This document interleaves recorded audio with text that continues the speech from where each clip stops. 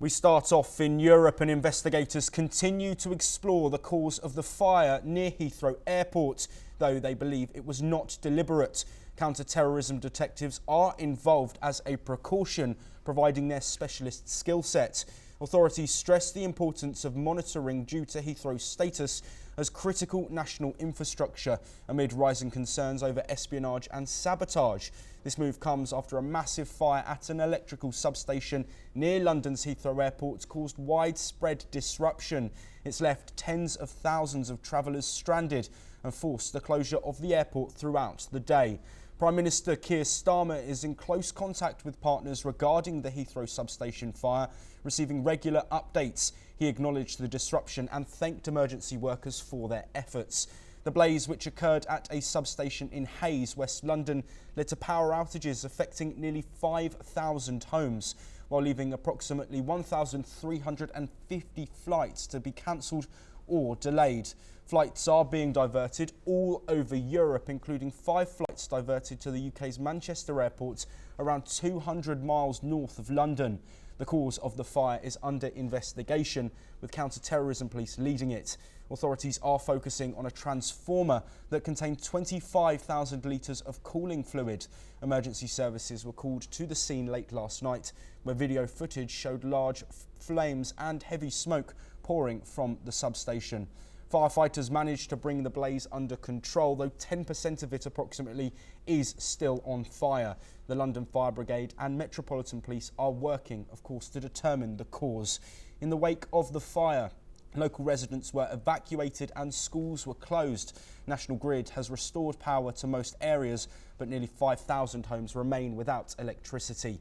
A Heathrow Airport spokesperson acknowledged the disappointment for passengers and reassured that efforts are underway to resolve the situation as quickly as possible. Let's listen in to what Jonathan Smith, who is the London Fire Brigade Deputy Commissioner, has updated us on this matter. As of the most recent update that I have received, approximately 10% remains alight, and we are working with SSE to safely resolve this incident. As a result of the incident, 67,000 households were left without power. Currently, 5,000 homes remain without power. There remains no power at Heathrow Airport Terminal 2 or Terminal 4. Well, joining us to discuss the impacts of this fire and further developments is Vandana Singh, who is an aviation expert joining us from India. Vandana, thank you very much for being here. We've spoken, of course, about the fire just then, but I really want to look now at the global implications that this fire has. We know almost 300,000 passengers are going to be affected, but what is the ripple effect that that has on the global flights and the global flight paths that we see? Firstly, thank you for having me on your show. Do you read me Strength 5? Am I audible? Yes, we can hear you absolutely fine. Thank you so much. So first and foremost, it's very, very unfortunate that this incident has happened. And I'm sure, as you rightfully mentioned, the authorities are looking into the fact as to why this happened, why there was no backup, and why, if there was a backup, why was the backup within the same area, what happened to the infrastructure, the preventive maintenance, the predictive maintenance, and all of the things that I question. But that's the other side of it for the authorities to look into it, where the London Fire Brigade has done a fantabulous job. However, all said and done, please look at the global impact to the personnel, to the passengers, to the airlines as such. And now you're looking at an impact where you have flights coming in from all over the world, from Southeast Asia, from Australia, from US, from each and every place. And Heathrow, as we know, is one of the busiest, the second busiest airport in the world after Dubai. And you are talking of one day's impact of odd 300,000 passengers, and how much impact it has on airlines such as British Airways, which has 51% of the share over there, followed by Virgin Atlantic and Lufthansa. Passengers, the crew, their rosters are all gone for a 6. The pilots, the whole roster again, The aircrafts as such are not, the planes are not where they should be. Everywhere they are scuttering to land somewhere here or there. But imagine the global impact of such a situation, and imagine the ripple effect. The ripple effect is that this is going to continue for days. Cannot we forget what happened with the ash clouds when they happened years back when the volcano erupted, or for that matter, certain storms that happened before. Now, in this case, we are talking about a catastrophic event that has happened. And my question would here be, was the planning in order? Was there a backup? Was there a backup after a backup? We don't see there was any backup. We don't see there was anything happening over there. And the ripple effect is that the passengers are going to suffer. There is chaos and disruptions. When you're calling an airline, I've also just come off a flight in the morning. When you call an airline, then the airline is saying, please kindly wait for the text or kindly wait for the next message. We are here to help you. But obviously, they themselves don't know what to do or what to say or how to help the passenger in this case. Forget the holiday passengers or the business passengers. Think of the the whole disruption in the entire area, the amount of people who have been perhaps out of their homes, how many homes have been affected.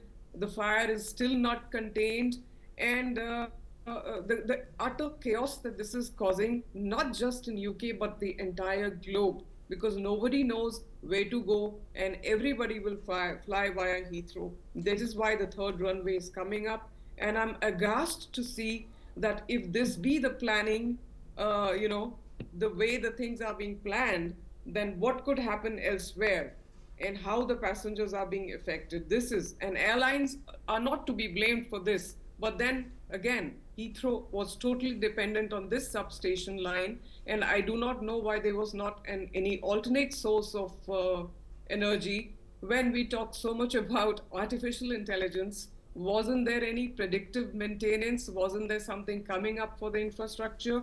Heathrow is one of the most expensive airports in the world. Wasn't there something planned for the infrastructure? Wasn't there some backup and backups and backup? Yes. And I'm questioning all of that. And if this would happen to us here in India, what would the situation be? What would the planning be? These are the questions to be answered. But just coming back to your question, yes, the whole globe is affected. Absolutely. None of us are affected. Yes, I want to, sorry to cut you off there, Vandana. I want to look now at the economic impact. We've seen stocks of airlines falling. We've also know that flights are going to be rebooked, and that's going to be a costly process. So how big is the impact on the economy if today happens, but also if the sort of blackout continues into tomorrow as well? Exactly. So we are first of all seeing the situation. We are saying at 11:59, which is midnight tonight, things should be coming back in shape. But no, sir, they are not going to come back in shape for another couple of days. That's for sure. And then you look at passenger rights. What does the poor passenger do? What does the airline do? What does the travel agency do? Now, these are questions that need to be answered. And yes, the economy is definitely affected. It's not just impacting the United Kingdom or the airlines. It is impacting each and every one of us. The impact is going to be huge. So in my view, we really need to look as to how and why this incident could not be avoided. And if this happened, then why wasn't there some precaution taken? Why wasn't there some predictive maintenance, as I said? Why weren't systems in place? Why did it lead to such chaos? I mean, human life has been saved. The safety and security comes first for us as humans. That is saved. But apart from it, everything is chaotic.